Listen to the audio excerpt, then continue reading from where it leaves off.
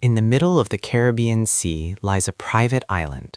Palm trees, white sand, calm water, and a silence that hides one of the most disturbing stories of power, wealth, and abuse in modern history.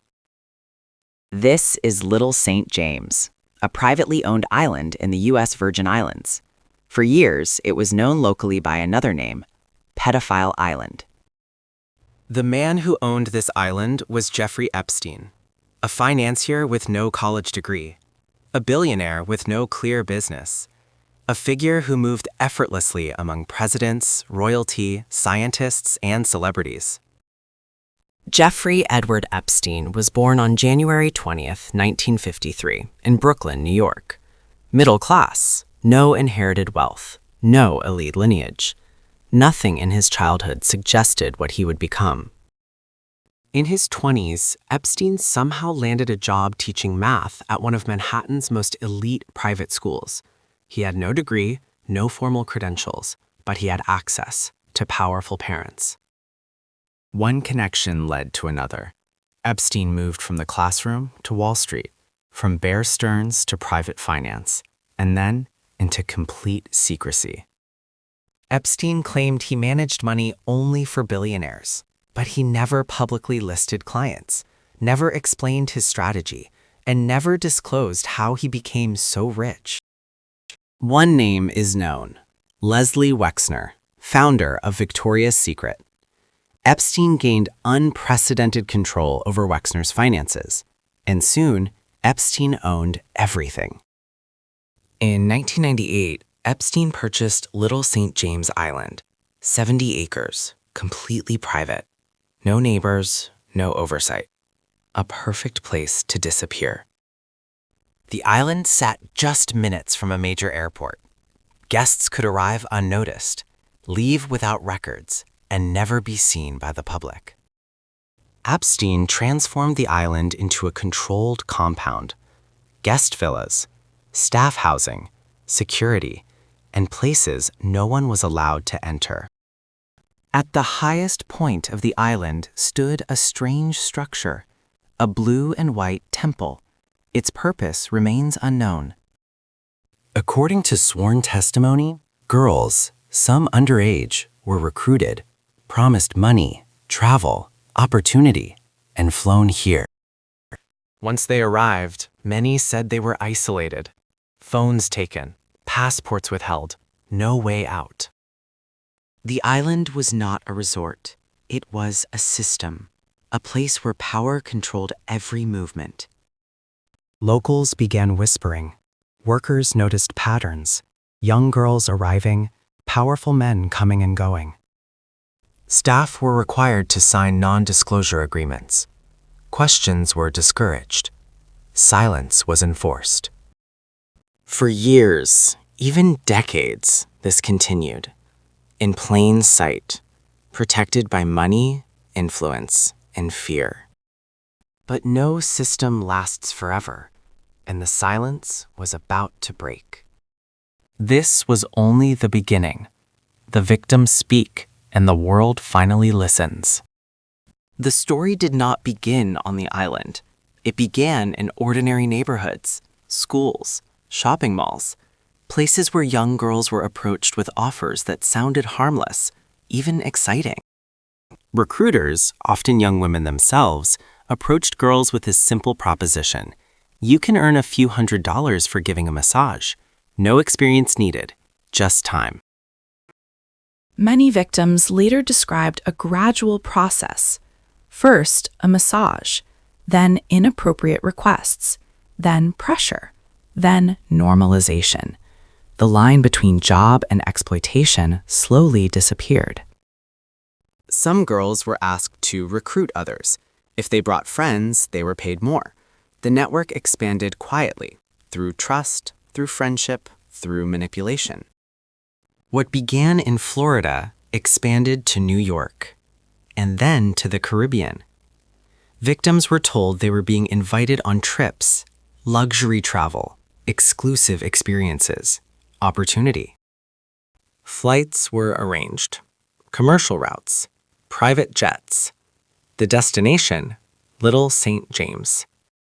For many, the island looked like paradise. Clear water, palm trees, luxury villas. But what seemed like paradise quickly became isolation. Victims testified that phones were taken, movements were monitored.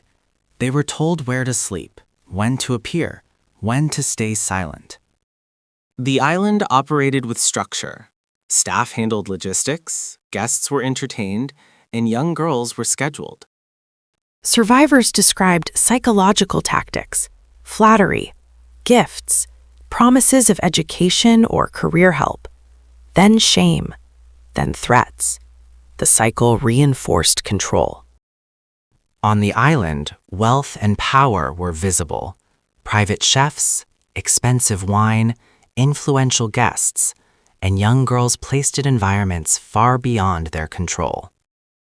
Employees later reported they were told not to ask questions. Non-disclosure agreements were routine. Many feared losing their jobs, or worse. The temple-like structure became symbolic. Restricted access, unknown purpose, another piece of a larger mystery. This was not a single event. It was a system, repeated over years, quietly, methodically. Years later, survivors began speaking publicly. Their stories shared common patterns: isolation, pressure, coercion. Many said they feared reporting. Epstein's wealth, his connections, the belief that no one would believe them. In 2005, investigations began in Florida. Allegations surfaced, but consequences were limited. In 2008, Epstein accepted a controversial plea deal. He served 13 months in a work release program. Many victims were not informed of the agreement. The system had protected him. After his release, he returned to his properties, including Little St. James. The island remained private. The operations, according to lawsuits, continued. For years, the island stood quiet against the sea, but investigations were building, and this time, the spotlight would not fade. When investigators began examining Jeffrey Epstein's life, they found something revealing: a small black book. Inside were hundreds of names: politicians, billionaires, academics, royalty, celebrities. A map of influence. Epstein cultivated relationships strategically. He attended elite gatherings, hosted private dinners, donated to universities and scientific institutions. He positioned himself where power gathers. Epstein owned private jets. One of them would become infamous. The media gave it a nickname, the Lolita Express. Flight logs showed that numerous high-profile individuals traveled on Epstein's planes. Trips included routes between New York, Florida, New Mexico, Paris, and the U.S. Virgin Islands. It is critical to understand. Appearing in a flight log does not prove wrongdoing. Many passengers have denied knowledge of criminal activity. Presence alone is not evidence of participation. Public reporting confirmed that prominent figures, including politicians, royalty, and industry leaders, had associations with Epstein. Some later expressed regret. Others denied awareness of his crimes. A few faced public scrutiny. Among the most scrutinized relationships was Prince Andrew, Duke of York. He publicly denied allegations brought by one of Epstein's accusers. In 2022, he settled a civil lawsuit without admitting wrongdoing. Flight logs also documented travel by former U.S. President Bill Clinton. Clinton stated he never visited the island and was unaware of Epstein's criminal conduct. No charges were filed against him. Donald Trump was photographed with Epstein in the 1990s. Trump later stated he cut ties years before Epstein's arrest. He has denied any involvement in Epstein's crimes. Epstein donated millions to universities and scientific researchers. He funded projects in physics, biology, and artificial intelligence. His donations bought access to respected intellectual circles. After his 2008 conviction, many institutions continued interacting with Epstein. Some accepted donations, others hosted him privately. His reputation, though damaged, was not erased. At the center of Epstein's social world was Ghislaine Maxwell, British socialite, daughter of media tycoon Robert Maxwell. She introduced Epstein to elite circles and, according to prosecutors, helped recruit victims. The network spanned continents. Manhattan townhouse, Palm Beach mansion, New Mexico ranch, Paris apartment, and Little St. James Island. Epstein's New Mexico ranch was another secluded property. Lawsuits alleged misconduct occurred there as well. The pattern repeated: isolation, privacy, power. Epstein maintained offshore companies and complex financial structures. The full extent of his wealth remains unclear. Even after his death, financial investigators continue tracing assets. In July 2019, Epstein was arrested in New York on federal sex trafficking charges. This time, the charges were far more severe than in 2008. Federal authorities searched Little St. James. They collected digital media, photographs, and physical evidence. The island, once hidden, was now a crime scene. Around the world, media outlets reported this story. Questions multiplied. Who knew? Who enabled? Who will be held accountable? But before a trial could begin, the story took another turn. The island was no longer invisible. The network was exposed, and the world waited for answers that might never come. On July 6, 2019, Jeffrey Epstein's private jet landed in New Jersey. Federal agents were waiting. He was taken into custody without incident. Federal prosecutors charged Epstein with sex trafficking of minors and conspiracy. The indictment alleged abuse spanning years, from 2002 to 2005, involving multiple victims. Agents searched Epstein's 7-story Manhattan townhouse. According to court filings, they recovered large quantities of photographs, digital media, and other evidence. The scope suggested a long-running operation. Epstein requested bail, offering a multi-million-dollar bond and home confinement. Prosecutors argued he posed a serious flight risk. The judge denied bail. Epstein would remain in federal custody. Epstein was held at the Metropolitan Correctional Center in New York City. The facility housed high-profile inmates and individuals awaiting federal trial. On July 23, 2019, Epstein was found injured in his cell. Authorities described marks on his neck. Officials later reported the incident as a possible suicide attempt. Epstein was placed on suicide watch. Inmates under suicide watch are monitored closely and frequently checked by staff.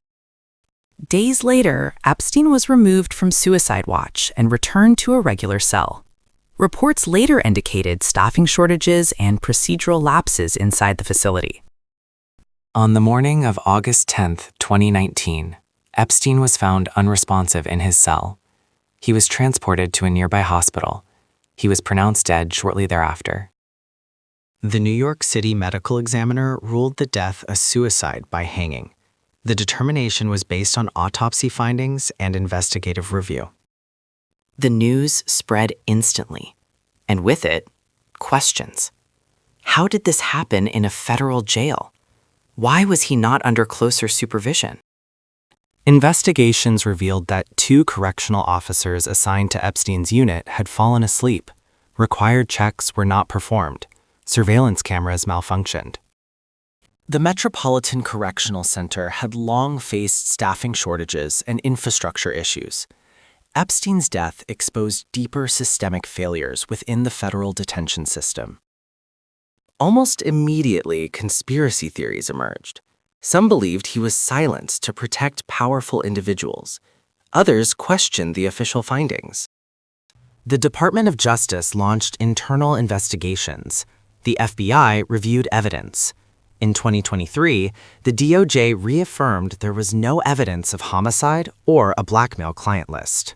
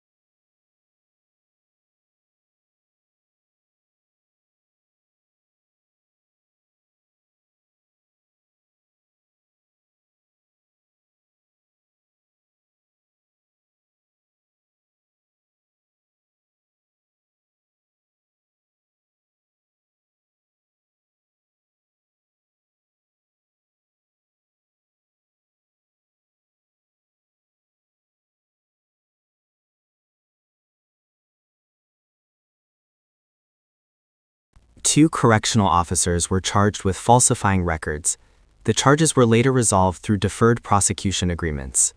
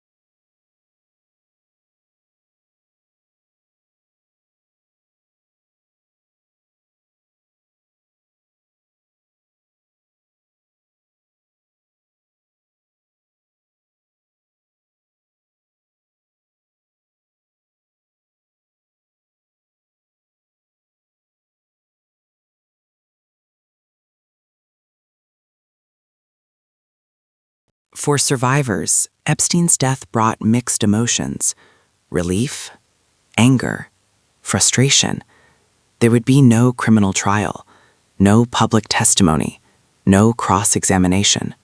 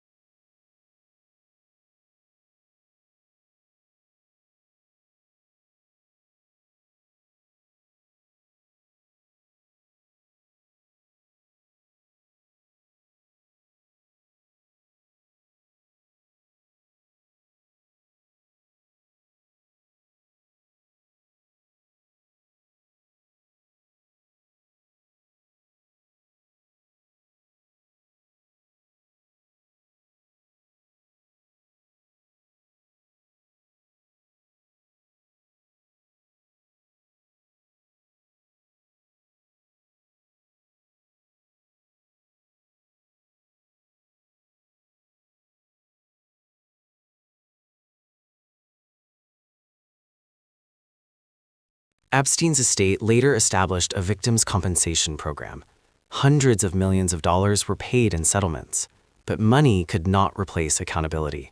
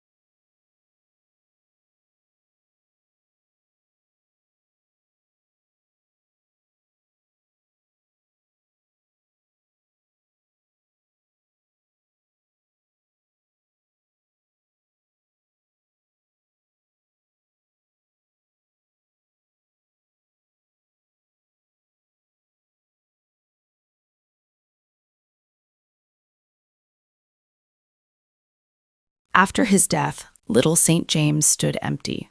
Storms damaged its buildings. The once secret compound became a symbol of unanswered questions.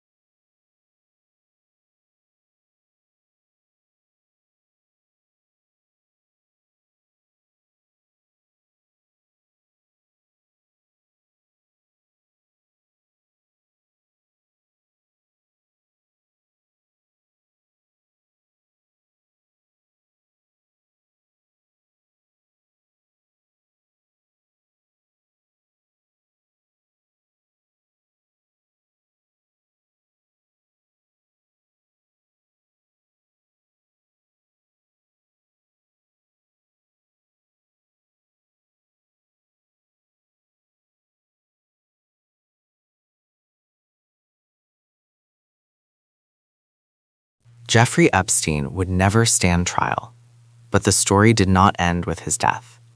One person remained, and she would face a courtroom